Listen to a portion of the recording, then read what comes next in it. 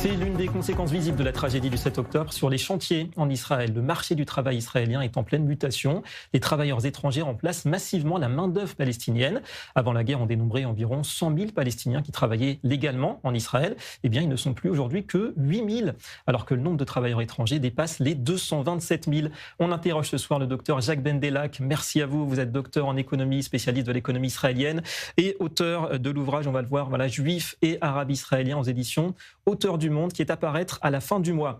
Alors la vraie raison de cette rupture, d'après vous, elle est sécuritaire, mais il y a un problème de confiance quand même vis-à-vis de ces travailleurs palestiniens suite au 7 octobre, suite malheureusement à plusieurs attaques aussi terroristes ayant impliqué certains de ces travailleurs. Malgré les chiffres officiels, il y a encore beaucoup de travailleurs palestiniens qui sont employés illégalement en Israël.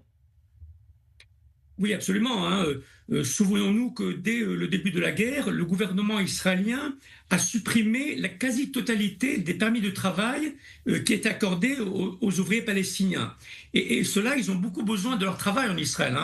Vous avez dit, il y en a 100, 120 000 qui venaient avant la guerre. Et la majorité d'entre eux, depuis 2 ans, eh bien, viennent travailler illégalement en Israël. Aujourd'hui, on estime qu'il y en a peut-être 40 000, 50 000 qui viennent chaque jour travailler illégalement parce que les employeurs israéliens ont besoin d'eux et parce qu'eux-mêmes ont besoin de ce revenu qui est pour eux important. Et donc, c'est un phénomène qui va en grandissant et qui ne se terminera que lorsque le gouvernement israélien redonnera les permis de travail aux 100 000 Palestiniens qui venaient travailler avant la guerre.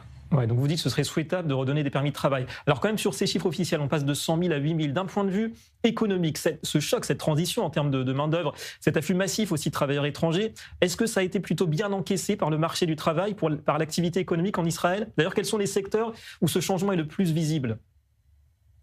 Oui, parce que les travailleurs étrangers étaient déjà présents en Israël, principalement dans l'agriculture, et que depuis le 7 octobre, eh bien, ils se sont installés finalement dans la plupart des secteurs de l'activité, dans la construction, dans la restauration, dans l'industrie, dans le commerce. Ils s'intègrent très bien. Il y a une forte pénurie de main-d'œuvre en Israël depuis le début de la guerre. Ils se sont très bien intégrés, les employeurs les accueillent très bien.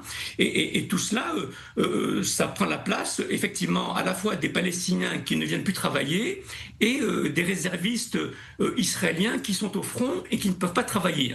Et donc, c'est une intégration qui s'est faite de façon, je crois, très positive, à la fois du point de vue des travailleurs immigrés que des employeurs qui bénéficient d'une main-d'œuvre qui est très sérieuse, qui est très travailleuse et qui donne beaucoup de production au pays. Ouais, effectivement. Un dernier mot, troisième question. On sait que les salaires perçus en Israël par ces travailleurs palestiniens, ça compte beaucoup pour l'économie palestinienne. Est-ce qu'il y a un risque de déséquilibre de l'économie palestinienne cette fois-ci?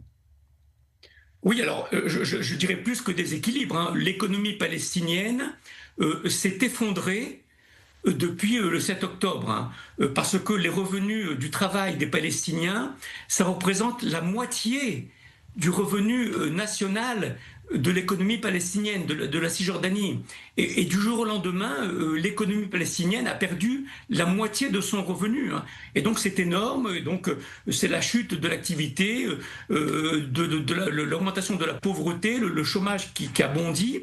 Et donc c'est véritablement toute l'économie palestinienne qui s'est effondrée depuis le 7 octobre 2023 et qui ne repartira que lorsque les relations avec Israël, du point de vue de l'emploi et du commerce, redeviendront ce qu'ils étaient avant le 7 octobre 2023.